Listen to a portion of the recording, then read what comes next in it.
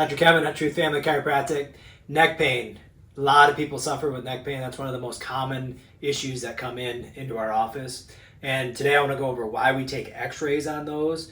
But first I want to go over what normal and abnormal looks like on a model. So if you look at the spine, the disc space right here, nice and thick. In the middle is called the nucleus pulposus.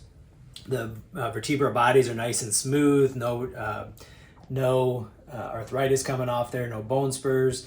The hole where the nerves comes out has plenty of room in there. There's other tissues that go through there like fat cells, lymphatic system, even blood vessels go through those holes. So nice and wide open for those nerves to come out to communicate with your brain so you don't have subluxation. Now let's look at a very degenerated one. So you look at the lips there, those are bone spurs or arthritis, degenerative discs there. And then you look at the hole where the nerve comes out.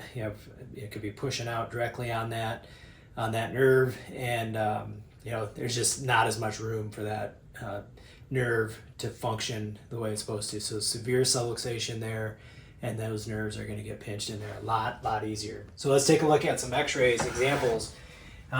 We talk about curves also. So the forward curve in the neck, it's called the lordosis. Neurosurgeons actually coined the term the arc of life because they know how important that is. If the curve is nice, a 45-degree angle, there's less pressure, less tension and torsion on the spinal cord. Just think of a banana. If you tried to straighten a banana out, it's going to rip on the outside, but what's it going to do to the inside of that banana? That's your spinal cord. It's going to bruise it. It's going to damage it. So that's why we take an x-ray so we can see exactly what that spine looks like. Again, this 45, close to 45 as possible on this x-ray. And there is, even on this x-ray, there is arthritis in there. Some phase 1 arthritis where there is just starting disc degeneration, but she has such a good curve, there's less stress on her neck that she does real well and does not have neck pain, and that has resolved really quickly. Now let's go to another example right here of already a neck surgery. This patient has already had a neck surgery. You can see the plates and screws. Now we want to avoid this at all costs if we can.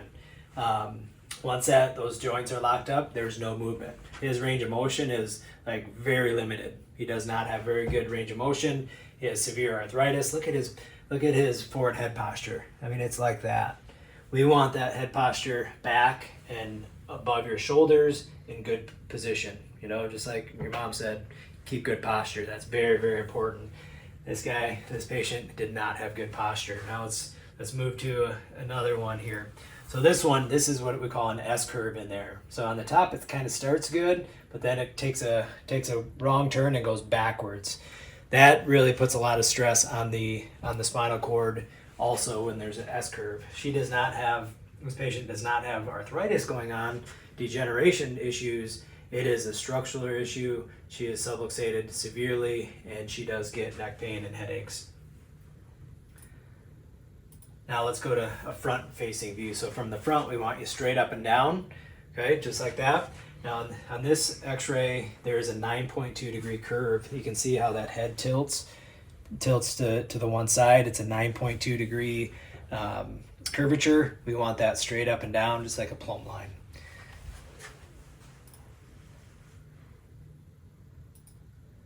And then here's a phase 3 arthritis or degeneration in the cervical spine. Huge amounts of neck pain. That's what this patient came in for. That's like this one right here, that phase 3, where there's a ton of arthritis. The disc spaces are really degenerated in there. And again, forward head posture, tons of stress on that nervous system, and the spinal cord actually is getting stretched forward. So that's why we take x-rays, so we can exactly know if it's a deep nerve problem, if the nerve is getting pinched, how long it'll take to get better, and if there's any damage in there. So that's why we take x-rays, to find out that neck pain, and we can help a lot of people with that.